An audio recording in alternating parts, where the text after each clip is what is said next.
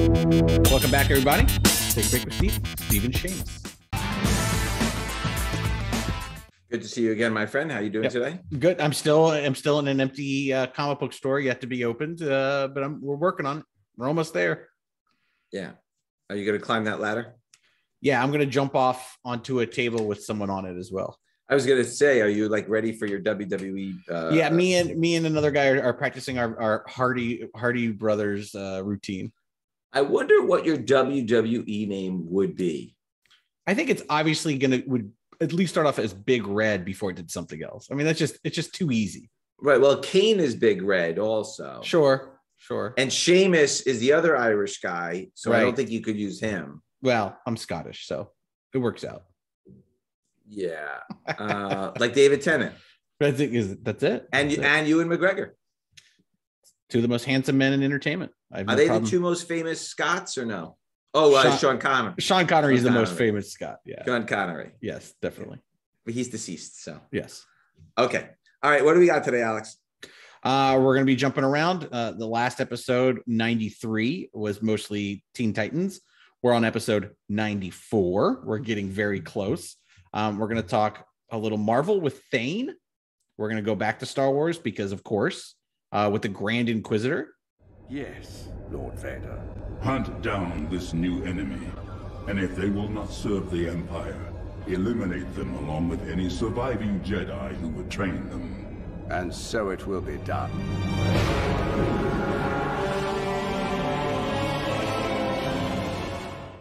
We're going to go to a little bit more, I guess, Robert Rodriguez had something to do with the last Star Wars and Sin City, so we're going to talk Marv. Had a fight with some cops. Didn't happen to kill any of them, did you? Not that I know of, but they know they've been in a fight, that's for damn sure. How the... And something that's, as of recording of this, just popped, the Illuminati. Right. Okay, what are you starting us off with today, Alex? Let's talk Grand Inquisitor. More Star Wars. Yeah, more Star Wars. So as we see every single week, we talk about something Star Wars, something has popped. We discussed just buying one of every new issue of everything that comes out. Talk a little bit about this. Of everything, yes. I know, one of everything, right? Talk a little bit about this Grand Inquisitor and why you think these books are popping. Well, they said that we're probably going to see Grand Inquisitor in the Obi-Wan Kenobi TV show. Got it. The Inquisitors, this was the first one that you saw the Grand Inquisitor in the first time in the Star Wars Rebels cartoon. And you find out that the Inquisitors who are working for the Empire are force-sensitive enforcers. They go out and they try to find, they kill the Jedi that are left. So that's probably where we're going to see them in Obi-Wan. And they also find force-sensitive babies and acquire them for the Empire. So these are bad guys. Some of the Inquisitors used to be Jedis. We found that out in some of the Rebels episodes that they were actually Jedis that they were either die or join them, and they joined them.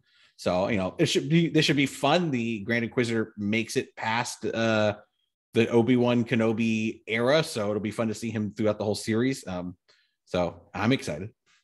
Right, always. Right. Okay, good. So Darth Vader #6, December of 2017, 93 9.8s, 38 9.6s.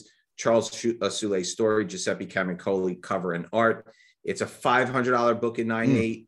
It's a $150 book in 9.6, and it's $80 raw. So the book is already. I would buy those raw. Yeah, those are going to go up. Everything is starting to tick up. Yeah. So, all right, what do we got next, Alex?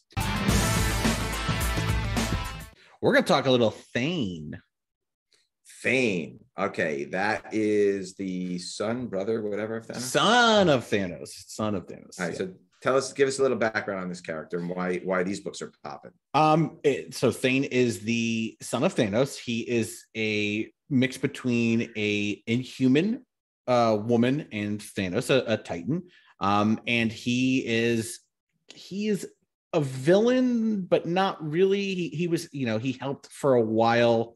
He was like an aide. He would help medical, and then the Tarragon mist hit him, and he's got human blood in his system, so it turned him into a powered up villain.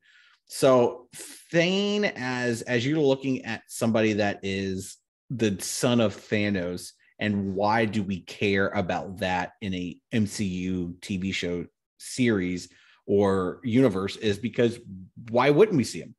You know, Ebony Maw was his like kind of like surrogate father, and we saw Ebony Maw in the books and in the movies. He's dead, but that doesn't mean that we can't see some flashbacks or we can't find somebody else. So I think it's a good pickup. I think that this is, you know, anybody that is attached to Thanos, we've seen it all with Warlock, Pip the Troll, all these guys, they're just popping like crazy. Yeah, I forgot who did. Carrie Coon was not Ebony Maw, right? She was someone else. Correct. That was, yeah. Ebony Maw was the guy. I don't remember. British, right, we'll check. British. Really, I mean, his voice is phenomenal. Yeah, those were they were great. Those. Okay, got it. All right. So, New Avengers number 10, November of 2013. There are 174 9.8s. It's now a $250 to $300 book in 9.8. $1,200 sold to newsstand, Alex. First appearance of Thane, Jonathan Hickman story, Mike Diodato cover and art. Then the next appearance is Thor number 6, aka Thor 732. Mm-hmm. This is a very cool cover. It's a Thor number 155 homage. Donny Cates story, Nick Klein art. Love Nick Klein's work. Greg Horn cover. I'm sorry, Greg Horn did the variant cover. It's Nick Klein. 367 9.8. That's about a $60 book. There's a lot of different iterations and versions of this book. Yep. Most of them generally are selling for $60, $80, $100. There's nothing else really crazy that stands out until you get to the second prints. Mm-hmm. So just very, very quickly, anything between $60, $80, $100. There's a Gabriel Delato 1 in 50 variant cover, which is about $90 raw. Then there's some Greg Horn covers, Inyuk Lee covers, Kyle Hotz covers, Miguel Mercado covers, Peach Momoko covers. And then we get Scon covers and Steve Scroce. Then we get to the second print covers. That's more important. Yes. Second print Nick Klein cover, November of 2020, 696 blue label, 77 gold label, 9.8s. That's about an $80 book. Then there's the Nick Klein Elite Virgin. So Elite Comics did the Virgin cover of the second print. Right. There are 36 9.8s. It's about a $15 raw book. It's still available.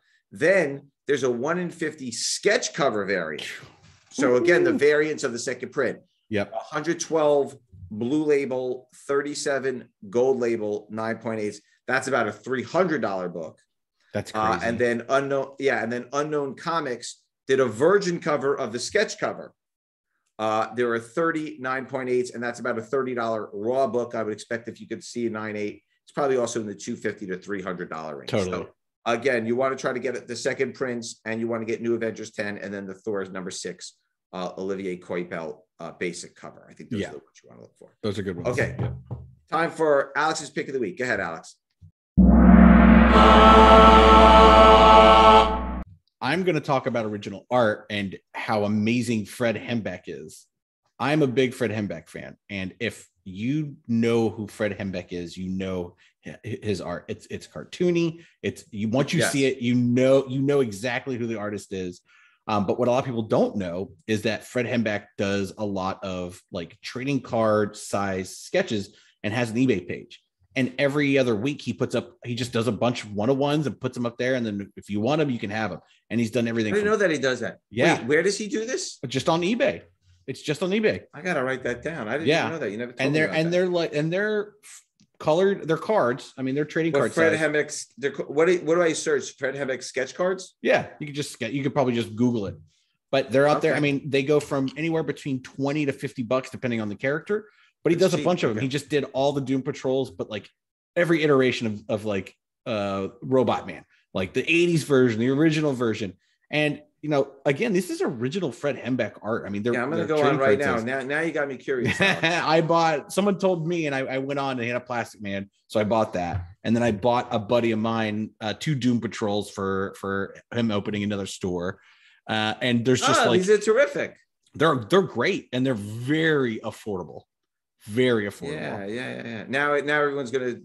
Now it's the secret's out. The secret's out of the bag, right? But you know, in a world where conventions really are still just starting back up again, where Fred really doesn't, as far as I know, doesn't do a lot of conventions. This is really cool way to get original hand-drawn Fred Hembecks. And he signs them ones of ones, so it's not like he'll do the same Green Arrow 13 times. It's that Green Arrow in that pose. That's it. So the last time he's doing it. Right. So okay. The secret's out. So get your bids in now, Stephen. So when the episode airs, that they don't all go crazy. Got it. Okay, very, very cool. I like that. You know what? This was a good one because I'm probably going to buy stuff now. I know. Oh my God, there's a Peacemaker on here that's fantastic. I wish he colored it. Jeez. But it's black and white, so I wish it was color. All right, there's gonna be a bidding war on that, me and you. Yeah. Okay. All right. What do we got next, Alex? Sin City. One I think Frank Miller's most famous things. Yeah. So again, I think there's a lot of nostalgia surrounding this book. Hard to believe it's 30 plus years old now. It's crazy. These books have been steadily rising. There's been renewed interest. I don't think there's a new film or TV or anything coming out. You have any thoughts on that? Or is it just nostalgia like everything else? I think it's just nostalgia. And these are like, the movies are great. The graphic novels are great. They still sell really well. I mean, it's an easy thing to hand off to the new customer and be like, hey, you like film noir? Here, read Sin City. It's up there. Right. Okay, got it. So Sin City Marv, Dark Horse presents 5th anniversary special, April of 1991. I will tell you, I was probably working in the card shop at that time. Yeah. None of these books were low printings. I mean, these were heavily printed, not as heavily as a lot of the Marvel books, but it was certainly printed. Dark Horse but you could probably find these in cheap boxes nowadays. Yeah, definitely. Dark Horse presents, 5th anniversary special, April of 91, 61 9.8s, 68 9.6s. They're selling for $500 plus now in 9.8, $180 in 9.6, and $40 to $50 raw. It's the first appearance of Sin City by Frank Miller. First appearance of Marv, the main character, wraparound cover, Frank Miller cover and art. Dave Gibbons, of course, Matt Wagner, Paul Chadwick, and Phil Norwood also contributed. I recognize everybody but Phil Norwood, so I'm not 100% sure what happened to him. Interesting. All right, what are we closing with tonight, Alex? This is fresh off the Super Bowl. Illuminati, New Avengers, new Multiverse of Madness commercial, and we saw a lot of weird stuff, and everybody's kind of guessing, and we might have heard Patrick Stewart's voice talking in a room with a captured Doctor Strange in cuffs. Could it be an Illuminati? The variant, the Loki TV show opened up everything. It could be anything.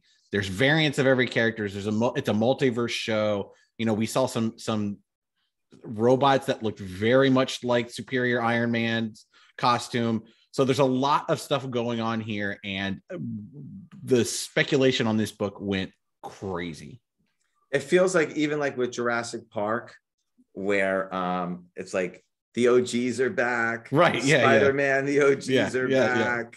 Yeah. That's going to be the Michael Keaton, the OGs are back. I feel like there's a poster somewhere in like the Marvel Studios office that just says nothing is out of bounds. Like anything is possible, just like Kevin Garnett says.